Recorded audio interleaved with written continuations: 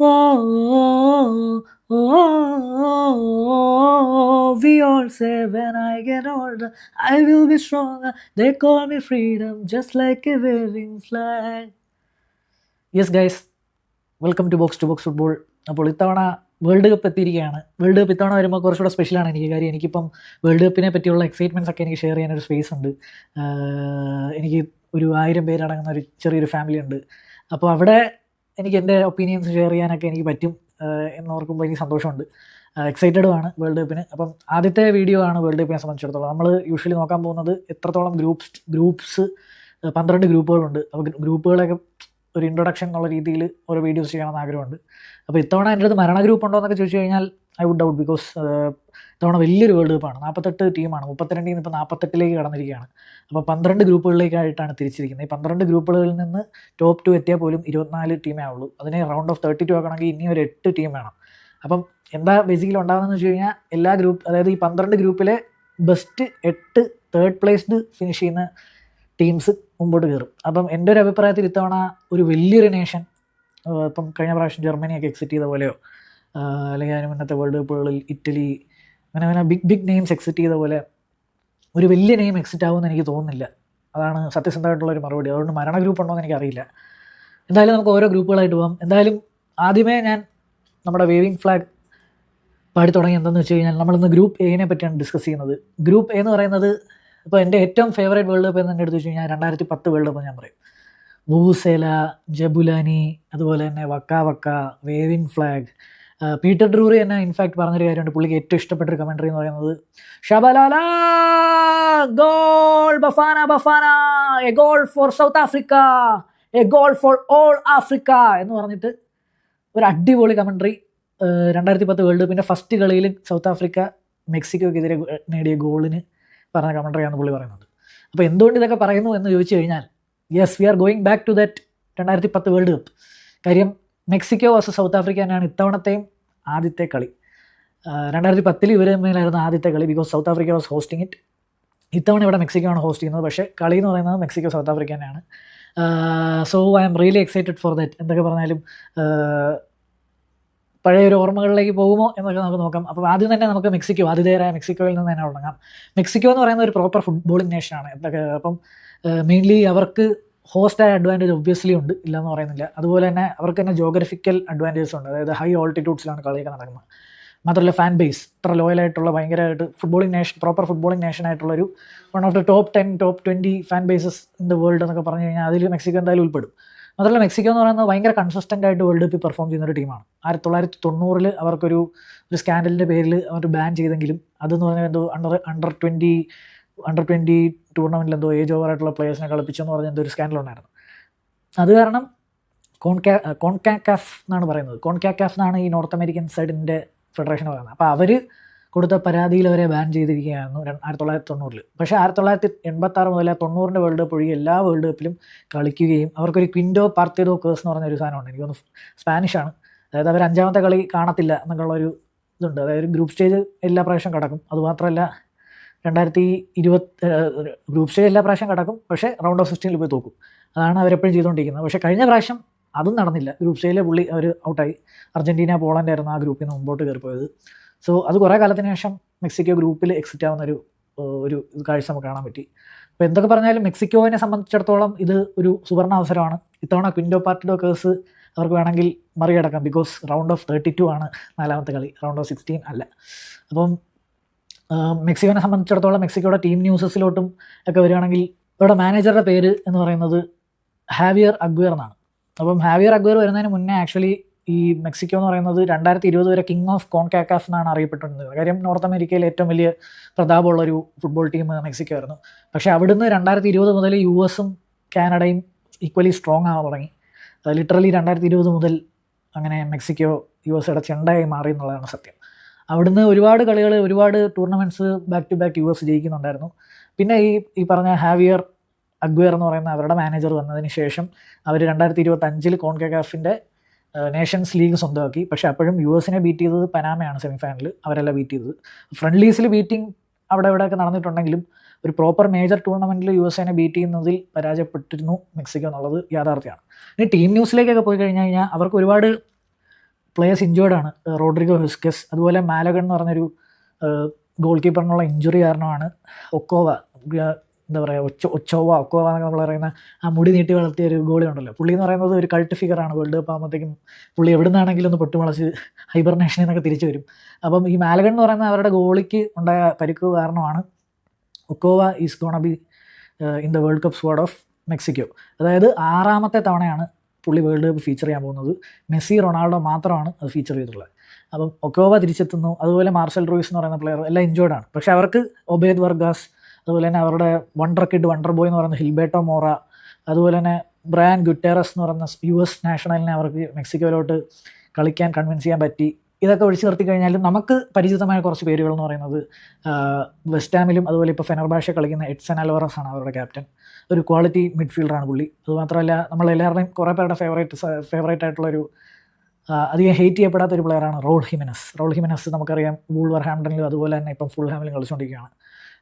അതുപോലെ തന്നെ AC മിലാൻ്റെ Santiago ഹിമെനസും Mexico സ്ക്വാഡിലുണ്ട്. അപ്പം ഒരു സ്റ്റാർ സ്റ്റഡഡ് ആയിട്ടുള്ള സ്ക്വാഡ് അല്ലെങ്കിലും ഒരു ബാലൻസ്ഡ് ആയിട്ടുള്ള സ്ക്വാഡാണ്. അതുമാത്രമല്ല മെക്സിക്കോയുടെ ഡിഫൻസ് എന്ന് പറയുന്നത് is very good according to many people. അതായത് ഡിഫൻസീവ്ലി ഒരു നല്ല സോളിഡ് ആയിട്ടുള്ള ടീമാണ് മെക്സിക്കോ.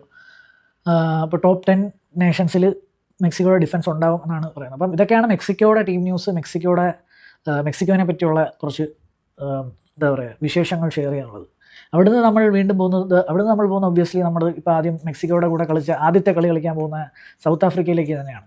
സൗത്ത് ആഫ്രിക്കയുടെ വേൾഡ് കപ്പ് കയറ്റം എന്ന് പറയുന്നത് ഭയങ്കര ഹീറോയിക്കാണ്. അതായത് നൈജീരിയ പോലൊരു വമ്പൻ ടീമിൻ്റെ ഗ്രൂപ്പിൽ അവർ ഫസ്റ്റ് പ്ലേസ് ഫിനിഷ് ചെയ്താണ് അവർ ഓട്ടോമാറ്റിക് ക്വാളിഫിക്കേഷൻ വേൾഡ് കപ്പിൽ നേടുന്നത്. മാത്രമല്ല അതിൽ വലിയൊരു പങ്ക് വഹിച്ചത് ബെനിൻ എന്ന് പറഞ്ഞൊരു രാജ്യമുണ്ട്. ബെനിൻ എന്ന് പറയുന്ന അധികം കേൾക്കാത്തൊരു രാജ്യത്തിൻ്റെ ഒരു ഹീറോയിക് ഒരു പരിവേഷം. അവർ അവസാനത്തെ കളിയിൽ നൈജീരിയനെ 4-0 കണ്ട് തോൽപ്പിക്കുന്നതോടുകൂടിയാണ് നൈജീരിയ പുറത്താവുന്നത്.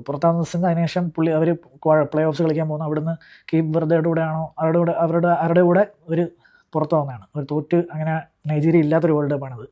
അപ്പം നൈജീരിയയുടെ ഗ്രൂപ്പിൽ ഫസ്റ്റായാണ് ഇവർ South Africa automatically FIFA world കപ്പിലേക്ക് ഇത്തവണ വരുന്നത്. 2010 ശേഷം അവർ ആദ്യമായിട്ടാണ് വരുന്നത്. 2010 ഒബ്വിയസ്ലി ഇവർ ഹോസ്റ്റ് ആയിരുന്നത് കൊണ്ടാണ് ഇവർക്ക് ഓട്ടോമാറ്റിക് ക്വാളിഫിക്കേഷനാണ്. അതുമാത്രമല്ല ആദ്യമായിട്ടൊരു ഹോസ്റ്റ് ഗ്രൂപ്പ് സ്റ്റേജിൽ തന്നെ പുറത്താവുന്നത് 2010 സൗത്ത് ആഫ്രിക്കയുടെ പേരിലാണുള്ളത്. അപ്പോൾ മാത്രമല്ല ഇതിൽ വേറെ കാര്യം പറയാമെന്ന് വെച്ച് കഴിഞ്ഞാൽ അവരുടെ ക്യാപ്റ്റൻ റോൺമൻ വില്യംസ് എന്ന് പറയുന്നതാണ് അവരുടെ ക്യാപ്റ്റൻ. ഒരു ഗോൾ കീപ്പറാണ് പുള്ളി. 2023 ആഫ്കോണിൻ്റെ ഗോൾഡൻ ഗ്ലോവ് വിന്നറാണ്. ഈ എസ്പെഷ്യലി ഇവരുടെ ഒരു ടേൺ അറൗണ്ടിൻ്റെ വലിയൊരു കാരണം എന്ന് പറയുന്നത് ഹ്യൂഗോ ബ്രൂസ് എന്ന് പറയുന്ന അവരുടെ മാനേജറാണ്. ഈ മാനേജർ വന്നതിന് ശേഷം അവർ മോസ്റ്റ്ലി അവർ നല്ല രീതിയിൽ അവർക്കൊരു ടീം ബിൽഡ് ചെയ്തെടുക്കാൻ പറ്റുന്നുണ്ട്. മാത്രമല്ല ഇവരുടെ ഹെറിറ്റേജ് നോക്കിക്കഴിഞ്ഞാൽ 2010 അവർ പുറത്തായെങ്കിലും ഫ്രാൻസ് എന്ന് പറയുന്ന ഒരു വലിയ ടീമിനെ അവർ തോപ്പിച്ച് മാത്രമല്ല അവരെ 4th ആക്കി കളഞ്ഞു. ആ ഗ്രൂപ്പിൽ 3rd ആയിരുന്നു സൗത്ത് ആഫ്രിക്ക ഫിനിഷ് ചെയ്തത്. അപ്പം അവിടെ നിന്നൊക്കെ ഉള്ളൊരു ഹെറിറ്റേജ് എന്ന് പറഞ്ഞില്ലെങ്കിൽ ഒരു വൈബ്സ് സൗത്ത് ആഫ്രിക്കയ്ക്ക് എന്തായാലും ഉണ്ട്. സൗത്ത് ആഫ്രിക്ക എന്തായാലും ഇത്തവണ അന്നത്തേനേക്കാളും ഒരു ബെറ്റർ ടീമായിട്ടാണ് വരുന്നതെന്ന് ഗ്യാരണ്ടി ചെയ്യാൻ പറ്റും, വിത്ത് എ ബെറ്റർ സ്ട്രക്ചർ. പിന്നെ വേറെ പ്ലെയേഴ്സ് ടു ലുക്ക് ഫോർവേഡ് എന്ന് പറയുന്നത് ബേൺലിയുടെ ലൈൽ ഫോസ്റ്റർ ഉണ്ട്. അതുപോലെ തന്നെ ഹാനോവർ 96ൻ്റെ ഒക്കോൺ എന്ന് പറയുന്ന പ്ലെയർ ഉണ്ട്. ഇവരൊക്കെയാണ് റോൺമൻ വില്യംസ് അല്ലാതെ അവരുടെ കീ പ്ലെയേഴ്സായിട്ട് വരുന്നത്. അപ്പോൾ ത്രൂ ഔട്ട് മെക്സിക്കോ സൗത്ത് ആഫ്രിക്കയുടെ കാര്യം നമ്മൾ പറഞ്ഞു കഴിഞ്ഞു. ഇനിയിപ്പോൾ ബാക്കി 2 ടീമുകളെ ഒന്ന് ഡിസ്കസ് ചെയ്യണമല്ലോ. ഒബ്വിയസ്ലി വേൾഡ് കപ്പിൽ സ്ഥിര സാന്നിധ്യമായിരിക്കുന്ന സൗത്ത് കൊറിയ, ഏഷ്യയിൽ നിന്നുള്ള സൗത്ത് കൊറിയ തന്നെയാണ് അടുത്ത പാർട്ടിസിപ്പൻറ്റ് ഗ്രൂപ്പ് എയിലത്തെ.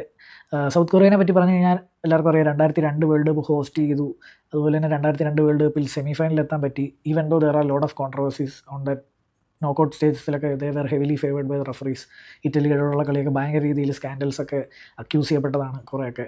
അതിൽ ചിലതൊക്കെ മാച്ച് ഫിക്സിങ്ങും അക്യൂസ് ചെയ്ത് തെളിഞ്ഞ കാര്യങ്ങളൊക്കെയാണ്. അപ്പം ആ ഒരു ഇതിന് ശേഷമാണെങ്കിൽ പോലും ദേ കൺസിസ്റ്റൻ്റ്ലി ക്വാളിഫൈ, അത് ഒരു കാര്യമാണ്. അതുമാത്രമല്ല ചില പ്രാവശ്യങ്ങളിൽ സർപ്രൈസിംഗ്ലി അവർ വലിയ ടീമുകളൊക്കെ എടുത്തിട്ട് കമത്തിയിട്ട് they go to round of 16s.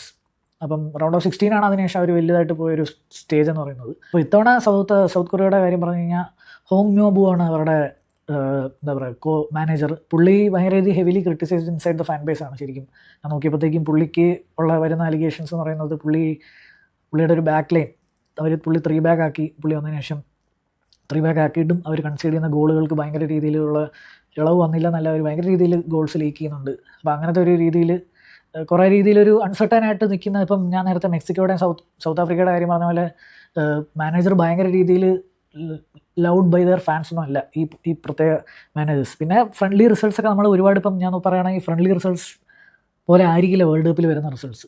World cup എന്ന് പറഞ്ഞാൽ ഡിഫറെൻറ്റ് ഗ്രേവിയാണ്. ഫ്രണ്ട്ലി പോലെ ഒന്നും ആയിരിക്കില്ല, അത് ഭയങ്കര രീതിയിൽ പാഷനേറ്റ് ആയിരിക്കും പ്ലേയേഴ്സൊക്കെ. സോ നമുക്കങ്ങനെ അടച്ചാക്ഷേപിക്കാൻ പറ്റില്ല. എങ്കിൽ പോലും ഫ്രണ്ട്ലി റിസൾട്ട്സും അവർക്ക് അത്ര അടിപൊളിയായിരുന്നില്ല ചിലത് ഒഴിച്ചു നിർത്തി കഴിഞ്ഞാൽ. പിന്നെ പ്ലേയേഴ്സ് എന്ന് പറഞ്ഞാൽ ഭയങ്കര രീതിയിൽ സമ്പന്നമായിട്ട് ഒരുപാട് പ്ലേയേഴ്സ് ഉണ്ട്. ഇപ്പം റീസെൻ്റ്ലി ചാമ്പ്യൻസ് ലീഗ് അടിച്ച PSG കാങ്ങിൻ ലീ ഉണ്ട്. അതുപോലെ തന്നെ നമ്മുടെ എവരുടെയും പ്രിയങ്കരനായ സോൺ ഹ്യൂമിൻ ഇപ്പോൾ LA ഗാലക്സി കളിക്കുകയാണ്. മാത്രമല്ല ഹ്വാങ് ഹി ചാൻ, അതുപോലെ തന്നെ കിം മിൻ ജെ ബേണി കളിക്കുകയാണ്. ഹ്വാങ് ഹി ചാൻ വൂൾസ് കളിക്കുകയാണ്. പക്ഷേ ഇതിൻ്റെയൊക്കെ മെയിൻ പ്രശ്നം എന്ന് വെച്ച് കഴിഞ്ഞാൽ ഇത്രയും വലിയ സ്ക്വാഡ്, അതായത് ഇത്രയും വലിയ ടീമിൽ കളിക്കുന്നു എന്നുള്ളതും, പിന്നെ സോണൊക്കെ ആണെങ്കിൽ ഇപ്പം നമ്മളിപ്പം യൂറോപ്പിൽ പോലും അല്ല പുള്ളി. ഇപ്പോൾ കാങ്ങിൻ ലീയുടെ കാര്യം പറഞ്ഞാലും കിമ്മിൻജയുടെ കാര്യം പറഞ്ഞാലും ഇവരൊക്കെ വലിയ ക്ലബ്ബുകളിലുണ്ടെങ്കിലും ഇവർക്ക് ഇവരൊന്നും സ്റ്റാർട്ടേഴ്സ് അല്ല എന്നുള്ളത് സൗത്ത് കൊറിയ എന്തായാലും ഹേർട്ട് ചെയ്യും. Because they haven't got much match minutes. അപ്പോൾ അതൊക്കെ എന്തായാലും സൗത്ത് ആഫ്രിക്കയ്ക്ക് ഒരു പ്രശ്നമാകും. പിന്നെ 2024 ഏഷ്യ കപ്പൊക്കെ അവർ ജയിക്കണം എന്നുള്ള രീതിയിൽ അവർ ഫേവറേറ്റ്സ് ആയിരുന്നെങ്കിലും ഒരുപാട് പിന്നാമ്പുറ പ്രശ്നങ്ങളൊക്കെ നടന്ന് അവർ ജോർദാൻ്റെ കൂടെ പോയി തോക്കുകയാണ് ചെയ്തത് സെമി ഫൈനലിൽ. അത് പിന്നീട് എനിക്ക് തോന്നുന്നു അത് ഖത്തർ ജോർഡാനെ അങ്ങോട്ട് തോപ്പിച്ച് ഖത്തർ ചാമ്പ്യനായെന്നാണ് എൻ്റെ ഒരു ഓർമ്മ. അപ്പോൾ അതൊക്കെയാണ് സൗത്ത് കൊറിയയിൽ നോക്കുമ്പോഴത്തേക്ക് മൊത്തത്തിലൊരു ക്യാവസാണ്. പക്ഷേ ഐ ഹോപ്പ് ദാറ്റ് ഇപ്പം ഞാൻ പറഞ്ഞ പോലെ 2 ടീമുകൾ മാത്രം കയറിക്കൊണ്ടിരുന്നപ്പോഴും സൗത്ത് കൊറിയ മാനേജ് സംടൈംസ്. ഇപ്പോൾ 2-3 തവണയൊക്കെ അവർ മുമ്പോട്ട് കയറിയിട്ടുണ്ട്. അപ്പം 3 ടീമുകളൊക്കെ എന്തായാലും ക്വാളിഫൈ ചെയ്യാൻ സാധ്യത ഉള്ള ഒരു ഗ്രൂപ്പ് സ്റ്റേജിൽ I don't think that south Korea group സ്റ്റേജിൽ മാത്രം മടങ്ങുമെന്ന് എനിക്ക് തോന്നുന്നില്ല. അവർക്ക് റൗണ്ട് ഓഫ് 32 കയറാൻ പറ്റും എന്ന് തന്നെയാണ് എൻ്റെ വിശ്വാസം.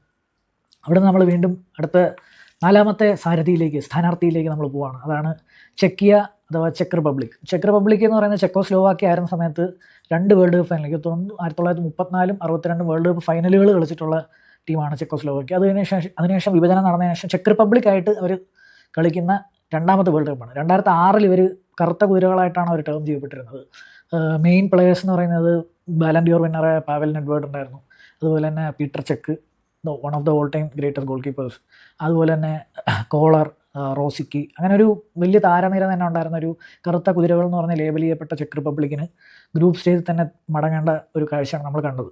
2026 വരുമ്പോഴത്തേക്കും അവരുടെ എൻട്രി എന്ന് പറയുന്നത് ഭയങ്കര ഫൈറ്റ് ചെയ്തുള്ളൊരു എൻട്രിയാണ്. അവരുടെ കോച്ച് എന്ന് പറയുന്നത് മിറോസ്ലാവ് കൂബെക്ക് എന്ന് പറയുന്ന ഈ വേൾഡ് കപ്പിലെ തന്നെ ഏറ്റവും ഓൾഡസ്റ്റ് ആയിട്ടുള്ള കോച്ചാണ്. 74 വയസ്സാണ് പുള്ളിക്കുള്ളത്.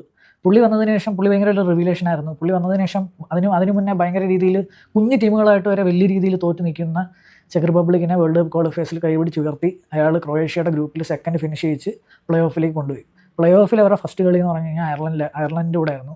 2-0 പിന്നിൽ നിന്നിട്ട് അവർ 2-2 കംബാക്ക് അടിച്ച് പെനാൽറ്റി ഷൂട്ടൗട്ടിൽ ജയിക്കുകയാണ് ഉണ്ടായത്.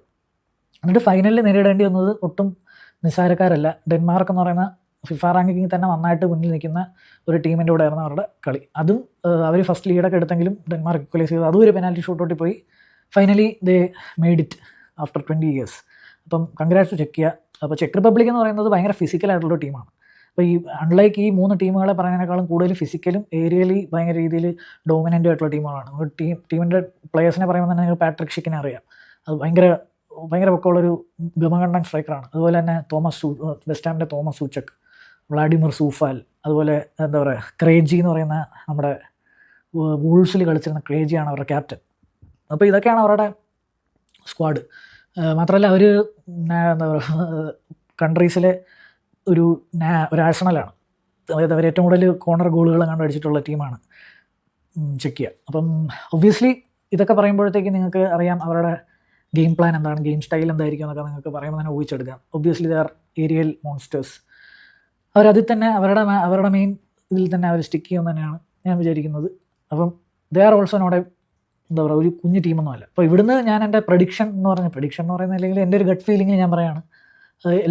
എല്ലാ വീഡിയോയിലും ലാസ്റ്റ് ഞാനൊരു ഗട്ട് ഫീലിങ്ങിനെ ചുമ്മാ അടിച്ചു കൊടുക്കും.